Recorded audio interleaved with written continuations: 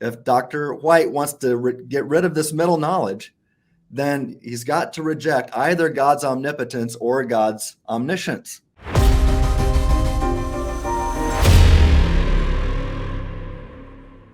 So yeah, Tyson, you mentioned that these subjunctive conditionals, or these CCFs, we like to call them, that they do have an explanation. Contrary to what Dr. White is saying, we're saying that they're a function, or as I've called it, a byproduct of the fact that God is omnipotent. And because God is omnipotent, God has the power to create a libertarian free creature, even if he never does. Now, we think the scripture is clear that God did create libertarian free creatures. And I have other philosophical arguments making this case as well. But even if he didn't create libertarian free creatures, surely an omnipotent God has the power to do so. So that's how these things are explained. Now, Tyson, would you like to share a little bit more on the disquotation principle that you mentioned? Yeah, so this is an approach that assumes that some truthmaker theory is valid and obtains. So we're saying, okay, let's say that these counterfactuals of creaturely freedom do need a ground. That's controversial, but let's just grant it for the sake of argument. Right. And Dr. Craig says, well, if we grant that, then we do plausibly have a ground in the disquotation principle.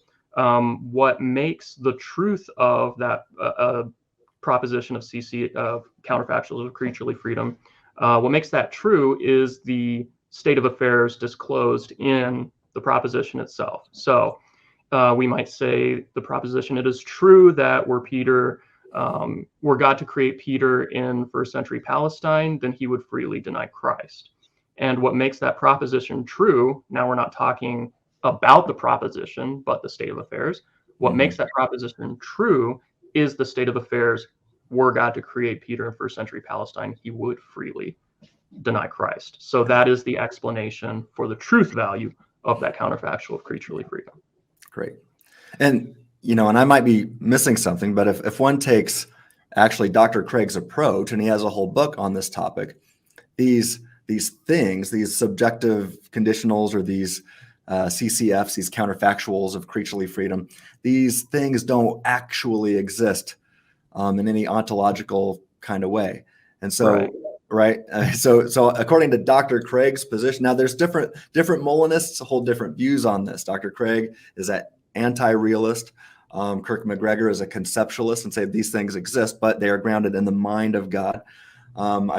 J.P. Moreland would be a realist, and he's a Molinist. So you're not committed to one of these views, but it's just to say that if Dr. Craig is right, and if you disagree, read his book and refute it, then this isn't a problem for him, because these things just don't exist. A maximally great being, a maximally great God, simply knows, right? An omnipotent and omniscient God. So again, let me just stop. If Dr. White wants to get rid of this middle knowledge, then he's got to reject either God's omnipotence or God's omniscience. And I think that's a much greater problem than anything he's throwing at the Molinist here. So a maximally great God simply knows. He's omniscient. He knows all that he has the power, since he's omnipotent, right? He knows all that he has the power to create, and all that would happen if he created one way or another, or never creates at all.